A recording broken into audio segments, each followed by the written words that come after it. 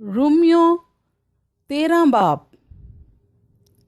حکومت اور ہمارے فرائض اور ہمارے باہمی فرائض۔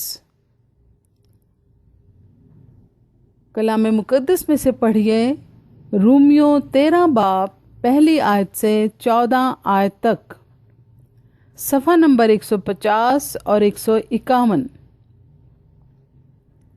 ہر شخص اعلیٰ حکومتوں کا تابعدار رہے، کیونکہ کوئی حکومت ایسی نہیں جو خدا کی طرف سے نہ ہو، اور جو حکومتیں موجود ہیں وہ خدا کی طرف سے مقرر ہیں۔ پس جو کوئی حکومت کا سامنا کرتا ہے وہ خدا کے انتظام کا مخالف ہے، اور جو مخالف ہیں وہ سزا پائیں گے، کیونکہ نیکوکار کو حاکموں سے خوف نہیں بلکہ بدکار کو ہے۔ پس اگر تو حاکم سے نہ ڈر رہنا چاہتا ہے تو نیکی کر، اس کی طرف سے تیری تعریف ہوگی، کیونکہ وہ تیری بہتری کے لیے خدا کا خادم ہے۔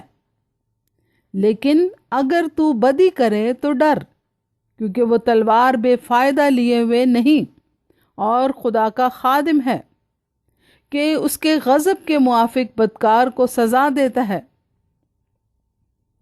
پس تابعدار رہنا نہ صرف غضب کے ڈر سے ضرور ہے، بلکہ دل بھی یہی گواہی دیتا ہے۔ تم اسی لیے خیراج بھی دیتے ہو کہ وہ خدا کے خادم ہیں اور اس خاص کام میں ہمیشہ مشغول رہتے ہیں۔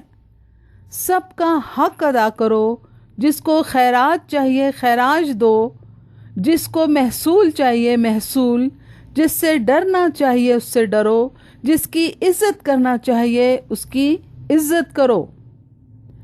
آپس کی محبت کے سوا کسی چیز میں کسی کے قرضدار نہ ہو، کیونکہ جو دوسرے سے محبت رکھتا ہے اس نے شریعت پر پورا عمل کیا۔ کیونکہ یہ باتیں کہ زنا نہ کر، خون نہ کر، چوری نہ کر، لالچ نہ کر، اور ان کے سوا اور جو کوئی حکم ہو، ان سب کا خلاصہ اس بات میں پایا جاتا ہے کہ اپنے پڑوسی سے اپنی مانند محبت رکھ۔ محبت اپنے پڑوسی سے بدی نہیں کرتی، اس واسطے محبت شریعت کی تعمیل ہے۔ اور وقت کو پہچان کر ایسا ہی کرو، اس لیے کہ اب وہ گھڑی آ پہنچی کہ تم نیند سے جاگو، کیونکہ جس وقت ہم ایمان لائے تھے اس وقت کی نسبت اب ہماری نجات نزدیک ہے۔ رات بہت گزر گئی اور دن نکلنے والا ہے، بس ہم تاریکی کے کاموں کو ترک کر کے روشنی کے ہتھیار باندھ لیں۔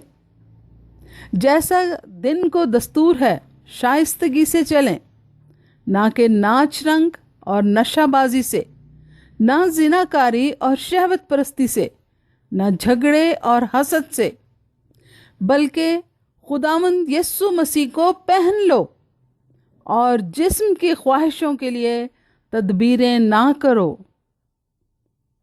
آمین۔ پاک کلام کے پڑھے اور سنے جانے پر خدا کی برکت ہو۔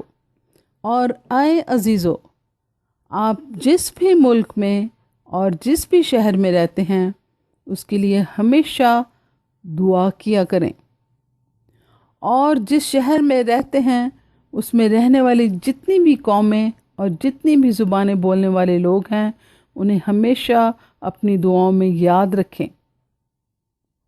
خداوند آپ کو بہت برکت دے۔ آمین۔